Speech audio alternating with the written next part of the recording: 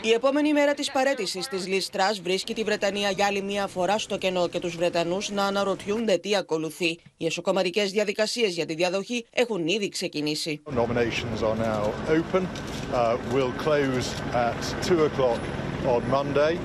Candidates will be expected to have at least 100 colleagues nominating them.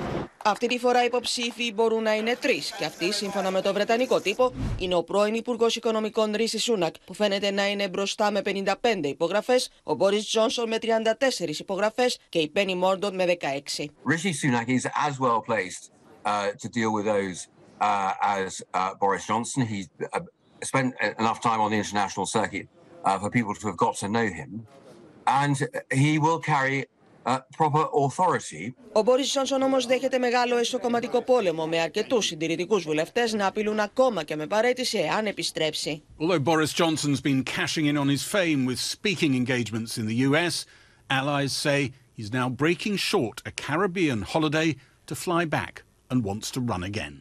Ο Υπουργός Εξωτερικών Σάιμον Κλάρκ είναι το τελευταίο από μια σειρά μελών της κυβέρνησης που στηρίζουν τον Μπόρις. Ο Υπουργός Άμυνας Μπεν Γουάλας, μάλιστα, ανακοίνωσε πως αποχωρεί από την κούρσα διαδοχής και σκέφτεται το ενδεχόμενο να στηρίξει τον Μπόρις Τζόνσον. At the moment, I would lean towards Boris Johnson. I think he will still have some questions to answer around, obviously, that investigation. But I know when I was Secretary of Defence, he invested in defence, he supported me. I remind myself that only 3 months ago, Boris Johnson left office because most of those who were serving him on his front bench had declared that he was unfit for office. They'll not change anything, dear. They just change the person. We've had 5 of them in the last 7 years. Το κόμμα των εργατικών, αλλά ακόμα και ορισμένοι συντηρητικοί, ζητούν εκλογές και λένε πως αυτό το αδιέξοδο δεν μπορεί να λυθεί με εσωκομματικές διαδικασίες.